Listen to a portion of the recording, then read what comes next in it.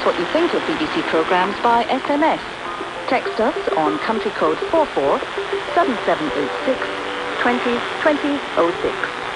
This is the BBC in Lagos, Rome, Shanghai, Sofia, Freetown, Rio de Janeiro. wherever you are. You're with the BBC.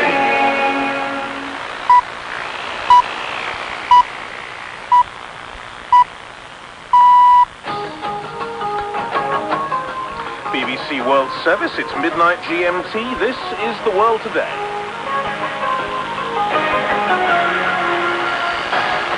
Today, Europe calls for calm over the Danish newspaper cartoons mocking the Prophet Muhammad, but anger spreads around the Muslim world.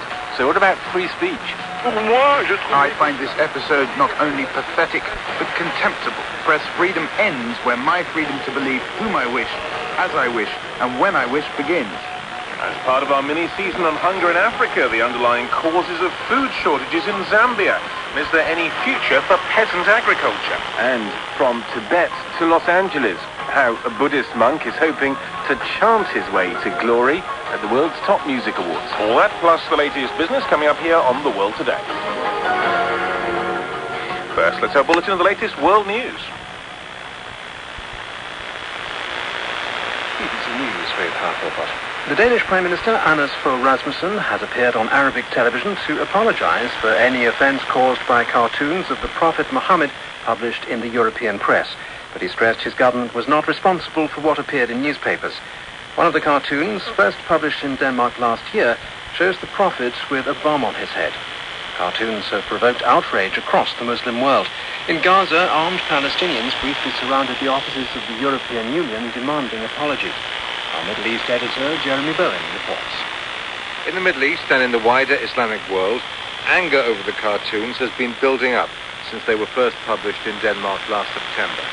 It started with the boycott of Danish goods, but now there are threats of physical violence. The European Union offices in the Gaza Strip were surrounded by Palestinian gunmen. A spokesman for one of the groups involved told the Reuters news agency that the offices would be destroyed. European countries continue to insult Islam and the Prophet Muhammad. The Mufti of Jerusalem issued a statement urging Palestinians not to attack Scandinavians. In France, the Interior Minister Nicolas Sarkozy expressed surprise at the decision of the French paper to reprint the cartoon. But he said the right to criticize was a non-negotiable part of democracy. La démocratie, c'est la possibilité de la critique, de l'échange des arguments et de la democracy is the possibility of criticism, of an exchange of arguments and of caricature, particularly through cartoons. That's what democracy means, and it's non-negotiable. I cannot see, moreover, why a special fate should be reserved for one religion compared to others. The American House of Representatives have elected a new leader to replace Tom DeLay, who stood down last year after being indicted on campaign financing charges. John Boehner of Ohio defeated the acting majority leader,